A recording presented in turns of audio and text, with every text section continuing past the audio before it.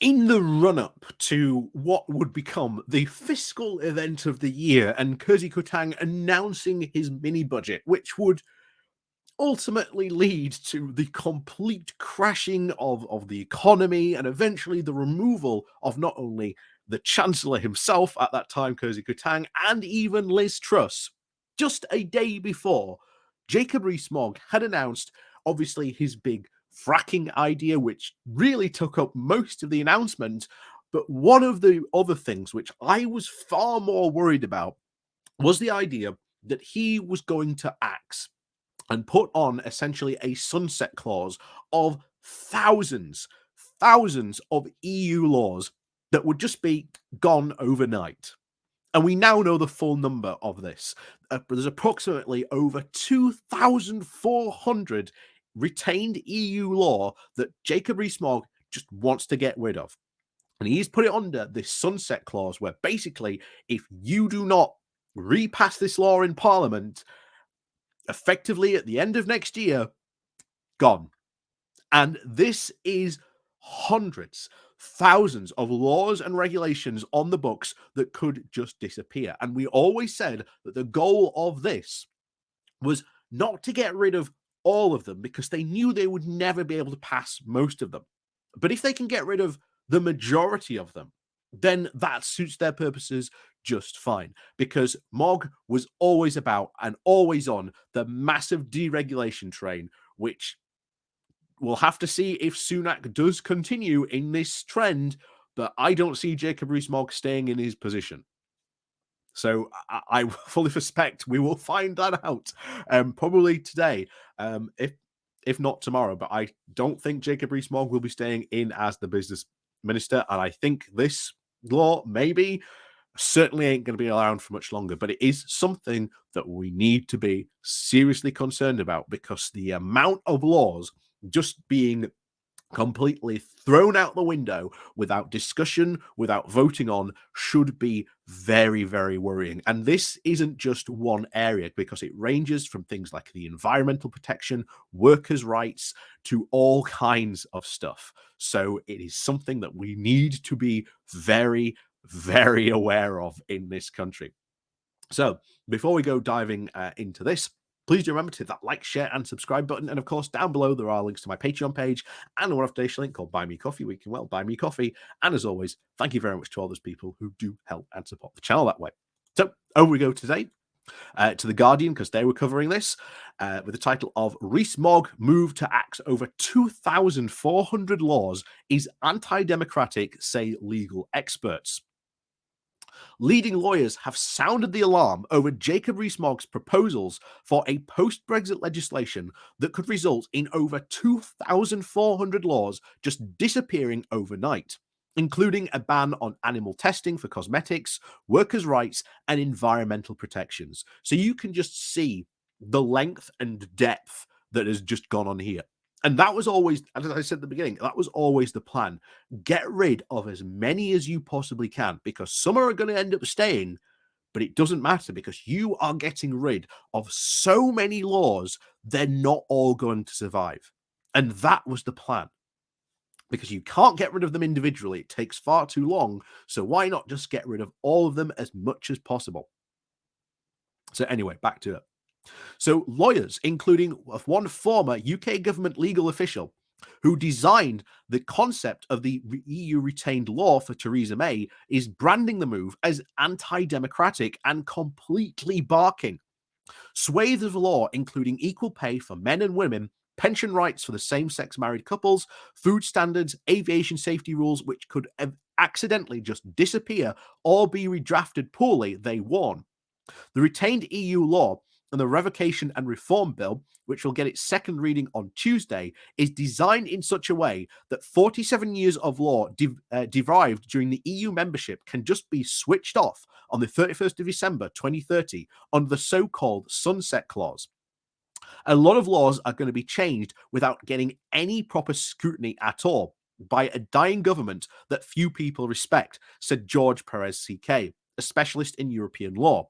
And the Unison General Secretary, Christian Marcana, said that this is a countdown to disaster for all working people. It would mean turning the clock back to the Dickensian times when workers had no rights. In a financial crisis with a headless government, people need stability and support, not a bonfire of numerous employment rights. Ministers must act now to reassure everyone that the hard won protection will not be shredded. A free for all, given the green light to an unscrupulous boss, is not the route to economic growth. All this is deeply objectionable on two grounds. It is anti democratic and it is anti growth, said Perez, pointing out that employers need legal certainty and employment laws, technical standards, and others matters before even expending or investigating. We are a democracy and we have a process of making laws in Parliament. People can write to their MPs and industry gets consulted.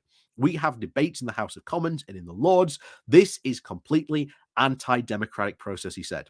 Ellen Dones, the partner at the City firm for Bath Wells and a former government lawyer who helped design the concept of retained EU law, said that the government plans were completely at odds with May's vision to remove EU laws with the full scrutiny and proper debate.